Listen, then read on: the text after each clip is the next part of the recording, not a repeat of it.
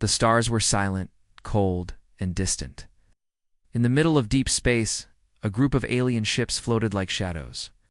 These were not ordinary ships. They belonged to the Galactic Council, the most powerful rulers in the galaxy. On their largest ship, inside a dark and polished room, the council leaders stood around a large screen. The screen showed Earth, blue and bright, slowly turning in the black of space. One of the alien leaders, a tall, insect-like creature with glowing red eyes, spoke first. "It is time," he said. The others nodded. They had waited for this moment for years. The humans had grown too fast. Their machines, their weapons, their ideas, they were dangerous. The council feared them. They didn't want another war. The last war with humans had shaken the galaxy. This time, they chose a different path. A quiet command was given. A strange silver missile was launched. It flew fast toward Earth, faster than light, and within seconds it hit the planet's surface. There was no sound in space, but the explosion was massive. Fire spread across the globe. The blue oceans turned black. Continents broke apart. Earth cracked, burned, and vanished into dust. On the council ship, silence filled the room. Then, slowly, the alien leaders smiled. "It is done," one said. "Humanity is no more." But far away, beyond Mars, hidden deep in the cold asteroid belt, something began to move. A dark metal ship, covered in rock and ice, powered up. It blinked. Engines hummed. This ship had slept for many years. Now it was awake. Inside the ship, a voice echoed. "Emergency protocol activated. Project Phoenix online." This voice belonged to an AI and artificial intelligence called Odin. Odin had been created by humans long ago. Its only job was to protect the future of the human race. In a small room at the center of the ship, a metal pod opened. Inside was a man young, strong, asleep for years. The pod released air with a sharp hiss. The man opened his eyes and gasped for breath. His name was Captain Rourke. He had been created from the DNA of Earth's greatest soldiers and scientists. He was not born. He was built for war. Odin's voice spoke to him softly. "Welcome back, Captain. Earth has fallen. Council destroyed it. You are the last hope of humanity." Rourke sat up slowly. His mind was foggy, but his training came back quickly. He looked around. The room was small, gray, and clean. Screens showed images of Earth's final moments. He watched in silence, his hands clenched into fists. His home was gone. His people were gone. But something inside him burned. Not sadness, something deeper. Anger, purpose. "Why am I here?" "He asked to bring humanity back," Odin replied. "This ship holds plans, weapons, and secrets. We're the first step. There are others, hidden, sleeping. But first, we strike." Rourke stood, now fully awake. His eyes were sharp, his voice steady. "Then let's begin." Meanwhile, on a faraway council world, a scientist studied a report. Something was wrong. Energy had been detected in the asteroid belt, a signal human in origin. He took the data to a high-ranking council leader. This can't be real," the leader said, staring at the screen. "We destroyed them." The scientist nodded. "We thought so. But something has survived." Back on the hidden human ship, Odin showed Rourke a hologram. It was a list council. Targets, weapon labs, and communication centers. "This is where they planned Earth's destruction," Odin said. "And this is where we start taking them down." Rourke stared at the list. So many names, so many worlds. He knew this was not just about revenge. This was about survival. The Council had feared humans for their strength, their speed, their creativity. But now, they had made a mistake. In trying to end humanity, they had created something worse. They had created a ghost, a weapon, a soldier with nothing left to lose. Captain Rourke walked through the ship as lights lit up around him. Weapons were loaded, engines powered. For now, he was alone. But he was not afraid. The Council believed the war was over. But for Rourke, it had just begun. Captain Rourke stood in front of a wide glass screen inside the ship. Stars moved slowly. As the ship glided through the dark, Odin, the AI, showed him the target. Mars. Once a home for science and progress, now it was under the control of the Galactic Council. The Council used Mars as a small outpost to study human tech after Earth's destruction. But they didn't know one thing. Mars still held something powerful. A secret human base, hidden underground. Odin's voice was calm but firm. The Mars base contains prototype weapons, armor, and data. You need them to continue the mission. We go silent. No signal. No warning. Rourke nodded. What kind of resistance should I expect? Light patrols, Odin replied. But they will not be expecting you. The ship slowly approached Mars. Its red surface looked quiet from above, but Rourke knew the Council was always watching. He suited up in dark armor made of special metal light, strong and silent. It had no logo, no name. It was a ghost now. The ship released a small pod, flew through the thin Martian air, and landed far from the Council base. Rourke stepped out, boots sinking into the red dust. Wind blew softly around him. He moved fast and low, his training perfect. The underground base was 5 kilometers ahead. Hidden under old mining tunnels, Rourke found the tunnel entrance. It was sealed, but Odin had already sent a code. The door opened with a quiet click. Inside, it was cold and dark. Dust covered everything. It had not been touched in years, but it still worked. The base had power. He moved through the halls, passing old labs and sleeping rooms. The main vault was protected by DNA scan. Odin spoke again. Place your hand. They'll recognize you. Rourke pressed his hand against the scanner. Lights turned green. The door opened, and inside he found crates full of human tech plasma rifles, shield belts, and one small black cube. Odin explained, that cube contains Project Titanauer final armor design, stronger than anything the Council has ever seen. Rourke picked it up. It was warm, humming slightly. Then he heard something. A sound, not a machine, a cry. He froze. The sound came again soft, weak, child. He followed the noise, moving toward a locked room deep inside the base. He opened it slowly, ready for a trap. Inside, he saw a small girl, no older than 10. She had dark hair and tired eyes. Her clothes were torn. She looked up at him, scared but curious. Rourke lowered his weapon. I'm human, he said softly. She blinked, then ran into his arms. Odin spoke into his ear. This is unexpected. She was not in the data. Rourke held her close. Oh. She's one of us. She comes with us. The moment didn't last. Alarms started flashing red. They found you, Odin warned. Council scouts entering the area. 3 ships inbound. Rourke carried the girl and ran. He took the cube and a rifle. The path out was long, but he moved fast. As he reached the surface, enemy ships appeared overhead. They fired warning shots. Rourke rolled behind a rock and returned fire, hitting one of the alien guards. The girl held tight to his armor, not making a sound. Odin activated the stealth pod. Run to coordinates. 10 seconds to pick up. Rourke dashed forward, dodging blasts. One shot hit the ground near him, throwing up dust. He jumped into the pod just in time. The door shut, and they shot back into the sky. Enemy ships tried to follow, but Odin's main ship was cloaked. The pod reconnected. They were safe in the medical room. The girl drank water. Rourke sat beside her. What's your name? He asked. She whispered, Lena. How long were you down there? I don't know. A long time. They left me. I thought everyone was gone. Rourke looked at her, then at the stars outside. You're not alone anymore. Later, Odin spoke again. Captain, I ran scans on Lena. She is human, born in space. She came from a different colony, one we did not know about. Rourke stood up. Where? Far. Near the edge of the galaxy. Rourke's eyes narrowed.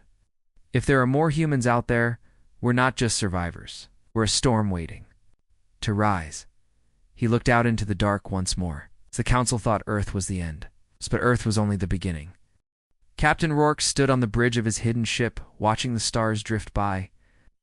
Lena sat near him, wrapped in a warm blanket, quietly staring at the screen. She had not spoken much since they escaped Mars. Her small hands clutched a toy she had found, an old metal keychain shaped like Earth. Rourke didn't rush her. She had survived alone underground, hiding from council patrols. That kind of fear doesn't go away quickly. Odin's voice broke the silence. Captain, I have found something important. A signal. Very old, very weak. Human in origin. Rourke turned. Where is it coming from? A deep system, near the edge of the Orion sector. Too far for normal travel. But there may be survivors. Rourke's eyes narrowed. Set course. The ship jumped into deep space. For 2 days, they moved quietly, avoiding council scanners. Lena stayed near Rourke, always watching him, as if afraid he might disappear. She didn't talk about her past, but her eyes said enough. She had lost everything, just like him. They arrived in a dead system. A broken moon spun slowly around. A red star. On the far side of the system was a planet gray, cold, and rocky. It had no name. But as they moved closer, Odin found something. Captain, there is a human base hidden beneath the surface. Power levels low. Wait.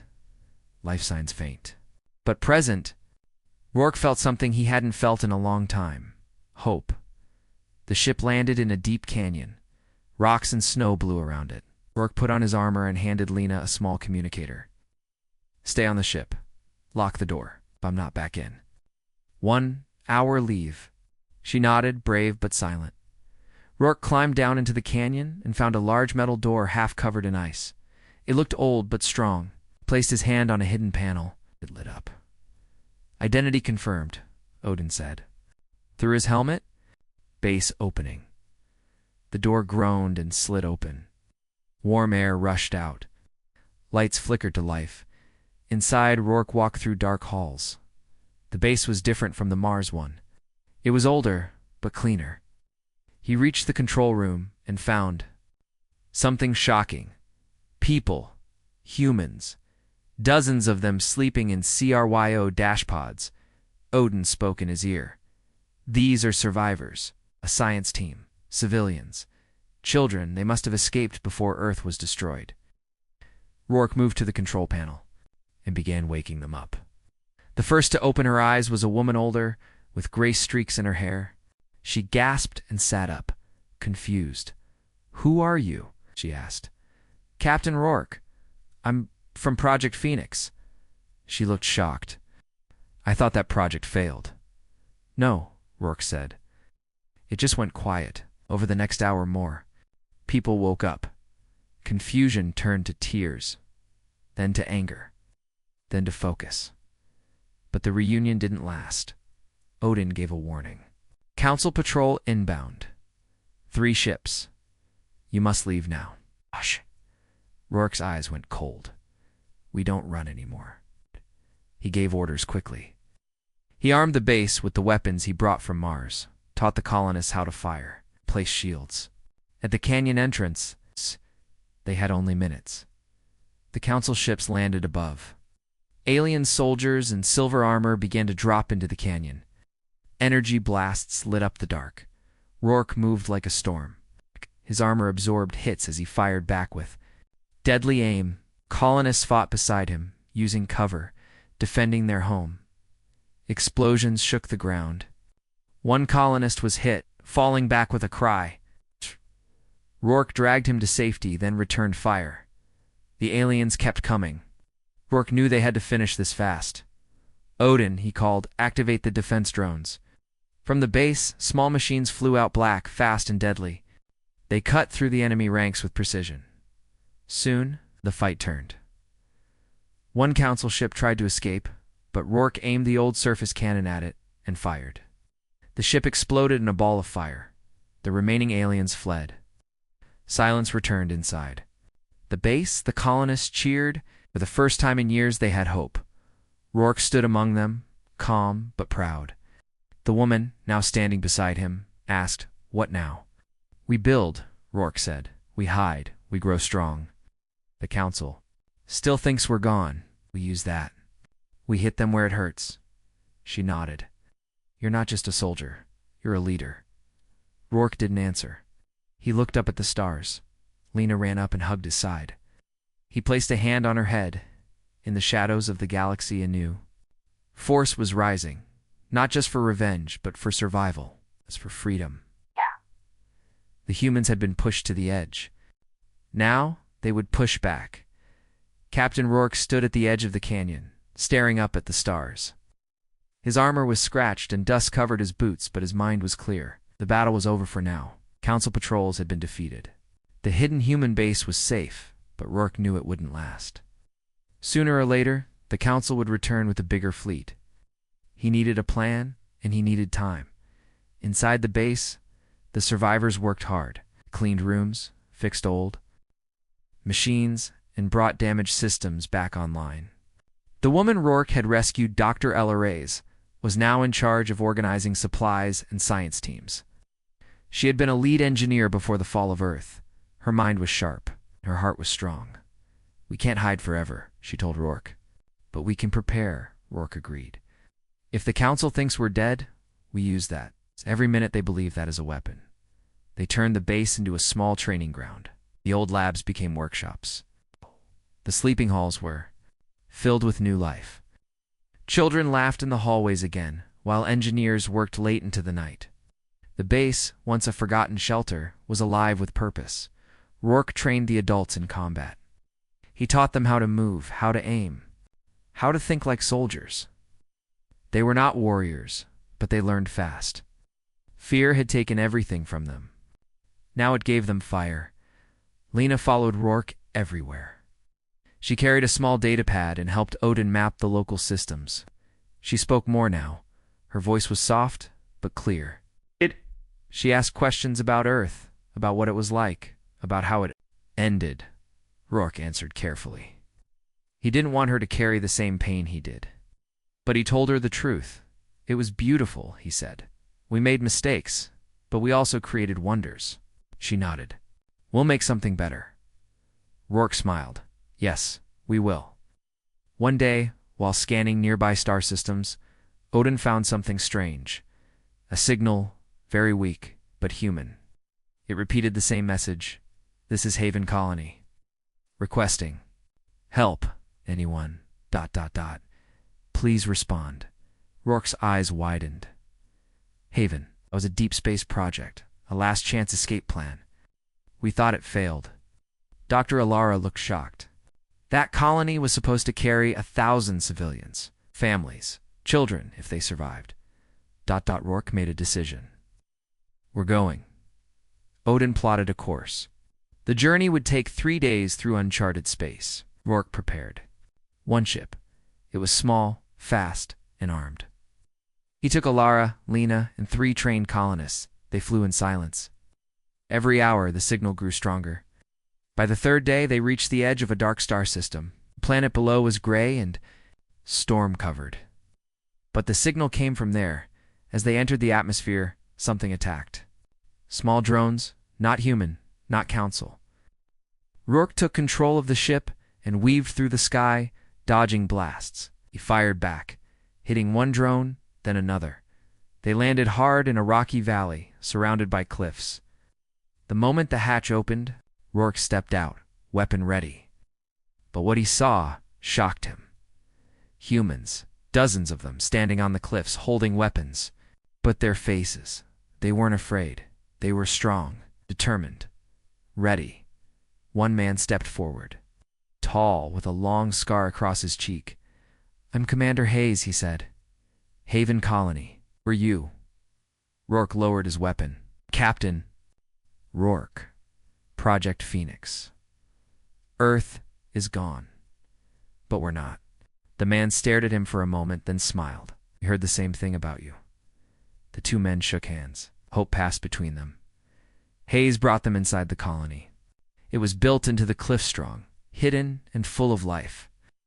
Over 1,000 humans lived there. Children played in small tunnels. Guards stood at every entrance.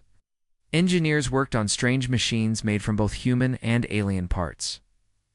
"Been surviving," Hayes said, "but we're tired of hiding." Rourke looked around. "Then maybe it's time to stop hiding." That night, the leaders from both colonies sat together. Plans were drawn, maps were shared. Dreams became strategy. "We have weapons," Alara said. "You have people?" "We have ships," Hayes added. "In old council tech, we've learned." To hack, Rourke stood at the head of the table. "We hit them next. Not just defend. Strike. Small targets. Communication relays. Weapon depots. We weaken them." Hayes nodded. "Make them afraid." Rourke looked out at the stars again. "They thought they ended us. But every time they tried to crush us, they made us stronger." Sat nearby, drawing something on her datapad. When Rourke glanced at it, he saw the image of a phoenix rising from fire. The echoes of humanity had returned, and they would soon become a storm. The secret base of Haven Colony was no longer just a hiding place, it had become the center of something bigger. Every day more humans arrived. Some came from dark mines on council worlds, others escaped from prison camps. All of them carried the same fire in their eyes, the fire of revenge. The fire of hope. Captain Rourke stood in the war room, watching a hologram of the galaxy. Red areas showed council control. Blue dots showed hidden human bases. For the first time in years, the blue was spreading. Aylar entered with a tablet. "We've decoded more council signals. Supply lines, patrol routes, weak points." Rourke gave a small smile. It's time." He pressed a button, and Odin's voice filled the room. "All strike teams, prepare for Operation Ember." Across the stars, human forces moved. They had no giant ships or planet-killing weapons, but they had speed, stealth, skill. They struck. At night, in silence, council fuel depots exploded. Communications towers fell. Guard stations were wiped out without warning. In one mission, Hayes led a small team to a council outpost on a frozen moon. They used tunnels under the ice to sneak inside. When the alarms finally went off, the base was already burning. Hayes and his team were long gone. Back at Haven, Lena watched the missions unfold on the screen. She felt a strange mix of fear and pride. These weren't just survivors anymore. They were soldiers, fighters, ghosts in the shadows. Rourke trained them hard. He taught them how to fire, how to move, how to think like the enemy. Lena trained too. She learned how to fly drones and decode messages. Even the children had jobs. Some carried supplies. Others helped Odin scan signals. Everyone had a role. One evening, a small council ship appeared near the colony. It was damaged and drifting. At first, they thought it was a trap. But when Rourke and Alara boarded it, they found something unexpected, an alien prisoner. He was thin, weak, and scared. His name was Keswick, a slave engineer from a species called the Hadron. He had escaped and stolen the ship. And he had a message. "I know what the council fears," he said. In the briefing room, Keswick showed a secret map. It led to a hidden research station deep in council space. Council had been developing a new weapon, something to wipe out whole planets. But the project had failed. They shut it down and sealed it away. They feared someone would find it, Keswick explained. Because it wasn't just a weapon. It was knowledge. Human knowledge. Rourke leaned forward. "You mean they used our tech?" Keswick nodded. "Yes. From Earth. From before the Purge." A heavy silence fell. That station might hold the last secrets of old Earth. It might even have a way to turn the tide completely. "We have to get it," Alara said. "It's suicide," Hayes replied. "That area is full of patrols." Rourke stood. "We go." He knew the risks, but the council feared this place. And anything they feared was worth chasing. The mission was set. A small team would jump into the system in a stolen transport. Odin would guide them through blind spots. They'd enter, grab what they could, and escape. As the team prepared, Lena approached Rourke. "Can I go?" He looked at her for a long moment. "Not this time," he said softly. We need you here, she nodded, but her eyes were full of worry. The mission launched at midnight. The journey was quiet, too quiet. The system looked dead. No ships. No signals. They reached the station and entered through an old cargo dock. The inside was cold and silent. Lights flickered. Dust floated in the air. Then they found it a sealed room full of data cores. Rourke grabbed them while Alara uploaded files to Odin. Suddenly, Odin's voice came through. Council ships inbound. You must leave. Now. The team raced out, blasting through blocked doors. They jumped into the ship just as enemy fighters arrived. Lasers tore through space. Alara was hit shoulder wound, but kept firing. Hayes shouted, "We're not gonna make it." Then Odin spoke. "I have activated decoy beacons. Follow my signal." A burst of fake signals lit the system. Council ships turned to chase the decoys. The team escaped. Back at Haven, they were met with cheers. The stolen data was massive. Blueprints, old human research, forgotten weapons, even ship designs. Rourke looked at the glowing files and whispered, "We were never meant to just survive. We were built to win." The shadows had struck back, and the galaxy was beginning to feel it. Captain Rourke stood in front of a holomap, watching. Red dots blink across the stars. Each dot was a council base, a supply station, or a control center. One by one, they were disappearing. Human forces, small, fast, and deadly, were striking across the galaxy. It started with sabotage, then raids. Now, it was full-on attacks. The Council had ruled in fear for too long. That time was ending. Inside the control room of Haven Colony, the energy was high. Engineers talked quickly, scanning signals and tracking ship movements. Soldiers cleaned weapons and shared stories of victory. Even children sensed the change.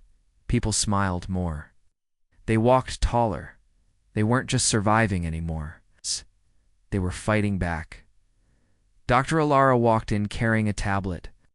Another strike team just reported in. Council Weapons Depot on Alcar 7 is destroyed. No casualties. Rourke nodded. "Out! That's the 5th one this week." "Word is spreading," she added. "Other species are watching. Some even sending messages. Quiet ones. They want to know who we are." Rourke narrowed his eyes. "We'll show them, but not with words. With action."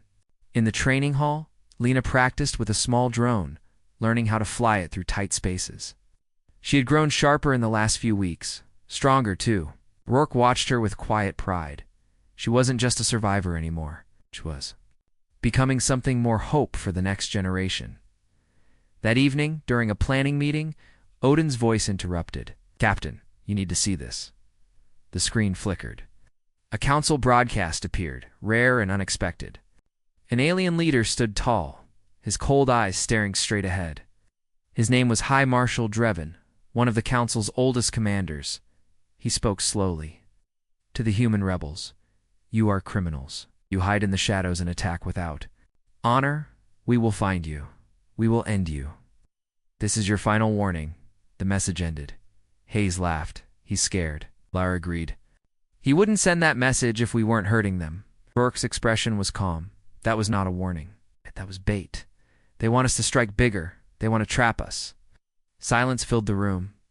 Then Rourke pointed at the map. "But we're going anyway." Everyone looked at him, surprised. Rourke continued. "They've made a mistake. They think they can scare us into staying small. But we're ready. We've trained. We've built. We strike now, not just to hit, but to take." The next mission was clear. A council relay station deep in a controlled zone. It connected half their fleet communications. If the humans took it, the council's military would be blind in that sector. It was dangerous, heavily guarded, but possible. Rourke led the strike team himself. Hayes joined him, along with their best fighters. Lena stayed behind, watching from the command center with Alara and Odin. The team jumped into enemy space using a stolen council ship. Its codes were hacked, its lights dimmed. They flew quiet, cloaked, and ready. When they reached the relay station, They saw its size massive, floating in orbit above a burning blue planet. It had hundreds of weapons and dozens of patrol ships. Rourke gave the order, "Begin." Drones launched first, cutting power to the outer guns.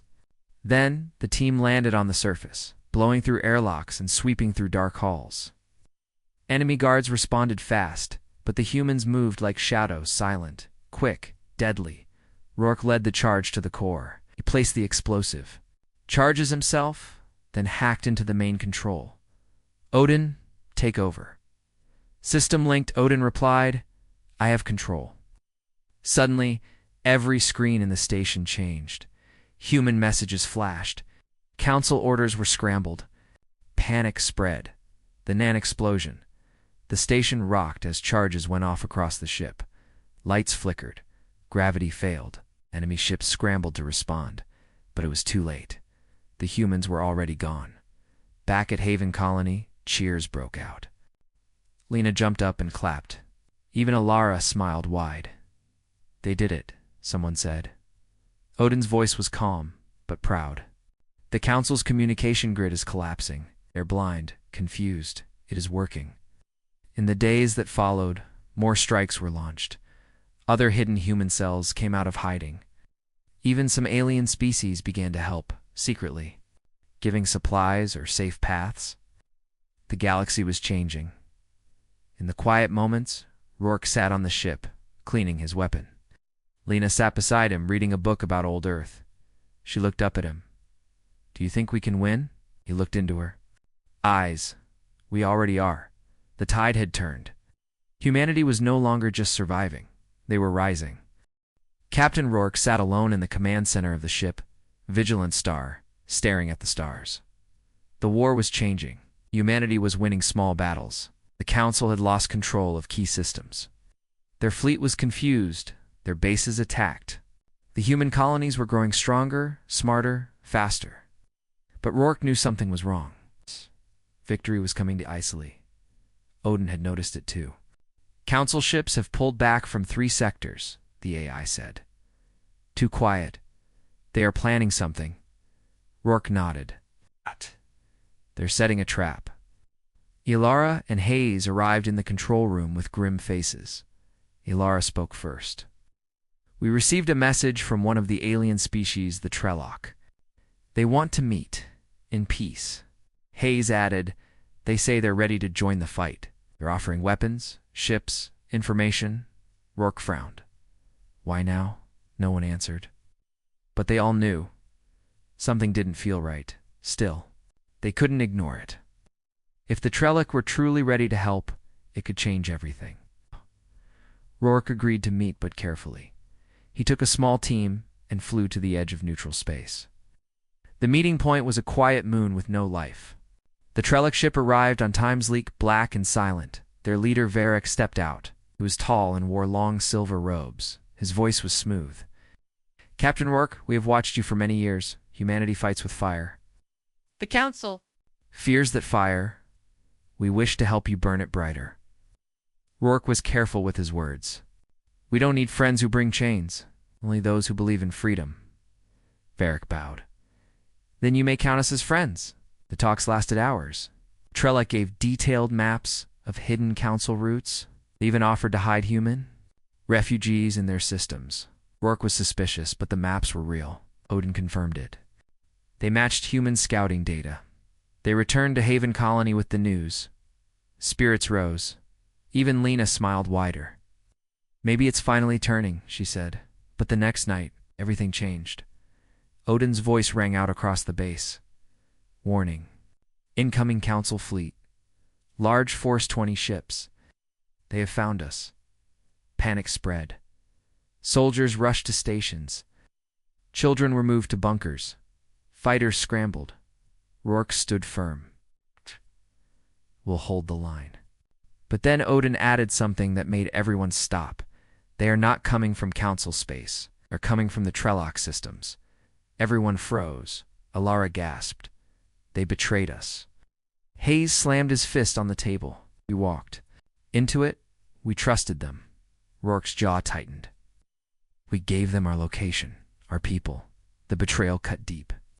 The Trelak had used kindness as a weapon. Now the council knew everything. The first blasts hit the colony's shields. Red. Fire lit the sky. Enemy troops landed on the outer ring. Explosions rocked the ground. But the humans fought back with everything they had. Rourke led the charge. His armor glowed, weapons flashing. Beside him, Hayes fired with deadly precision. Alara helped coordinate drones from the command room, her hands never shaking. Even Lena helped. She directed civilian groups to escape tunnels, calming the children and keeping the line clear. The battle lasted all night. They lost ground, then gained it back, and lost it again. At one point, Rourke was pinned down. A council soldier aimed at him from above. But before the shot could fire, Lena, from a rooftop, launched a drone that crashed into the enemy and exploded. Rourke looked up and saw her standing strong, smoke rising around her. His eyes filled with pride and fear. She was no longer just a child, she was a fighter now. The war had taken her innocence. By morning, the council ships were gone. It's broken and retreating. But so was part of Haven Colony. Many buildings were destroyed, supplies burned, lives lost. The cost of the betrayal was high. Rourke sat in the ruins of the command room. Lena stood beside him, holding a cracked datapad. She didn't say anything. She didn't need to. Ilara walked in, covered in ash. We've confirmed it. The Trellick gave the council everything. Coordinates, supply lists, even names. Hayes growled. We should burn their world. Rourke stood slowly. No, that's what they expect. We don't play their game. Everyone waited for his words. Rourke looked at the stars. We rebuild. We strike back. Smarter. Stronger. The council thinks we'll fall after this. They've made a mistake. He turned to his people. Tired, hurt, angry, but still standing. They reminded us who the enemy is. And now, we remind them what humans become when we're cornered. The betrayal had wounded them, but it had also awakened something fierce. Now, the fire inside humanity burned hotter than ever. The ruins of Haven Colony still smoked as the sun rose. Dust blew through broken halls. Fires had been put out, but the pain was fresh. People moved slowly, carrying what little they had left. But in their eyes was not fear, it was fire. The betrayal by the Trelak had not destroyed them, it had changed them. Captain Rourke stood before the survivors. His armor was cracked, his face tired, but his voice was clear. We were meant to die here, he said. That's what the council wanted, but we didn't. We are still standing. That means we are not done. The crowd listened in silence. Behind him, Hayes and Alara stood side by side. Odin's voice echoed from nearby speakers. The council's forces are weak in Sector 14, Odin said. We strike now, we can take their primary command post. It will cut off half their fleet. Rourke nodded. Then we strike. One last time. The mission was massive. All human colonies joined together, Haven, Phoenix Base, and others hidden across the stars. Even some alien species who had stayed, silent before now, stepped forward. They were tired of the council's rule. They had seen what humanity had done, what humanity had become. We fight with you, said the Xeric ambassador. And you gave us hope. In 1 week, the largest human fleet since the fall of Earth was ready. Dozens of ships.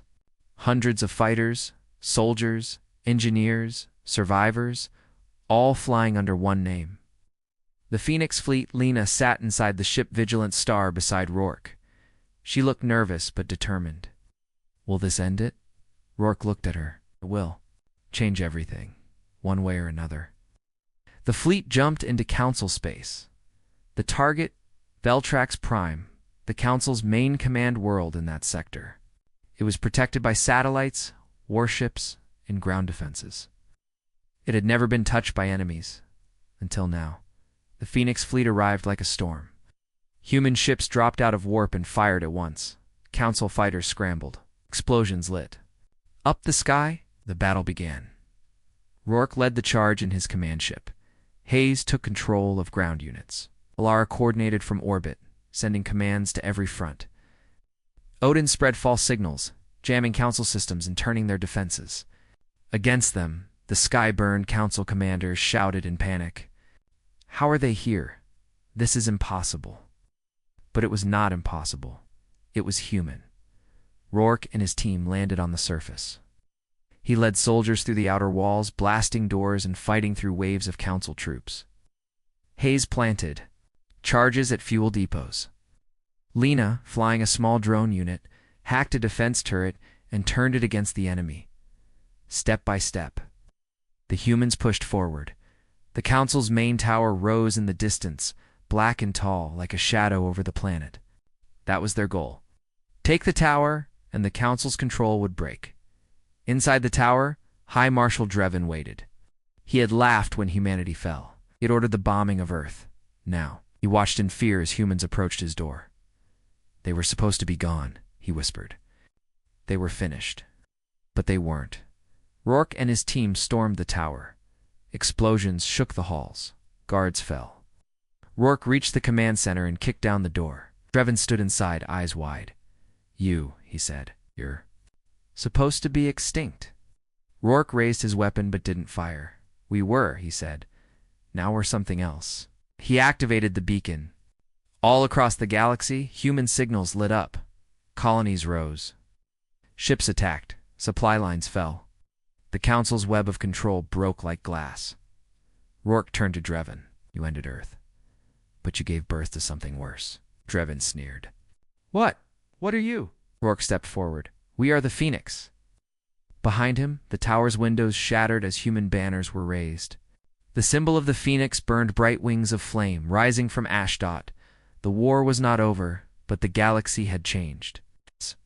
The Council was broken. The balance of power had shifted. In the days that followed, the Phoenix fleet spread across the stars. Colonies were freed, treaties were made. A new alliance was born, not just of humans, but of those who had suffered under the Council's rule. On a quiet hill on Veltrax Prime, Rourke stood with Lena, Alara, and Hayes. They looked up at the sky free at last. Lena asked, Will there be peace now? Rourke placed a hand on her shoulder. Peace is never given. It's made. And we'll make it. Above them, in the sky, the stars shone brighter. Humanity had not just survived it, had risen like fire from the ashes, like a phoenix.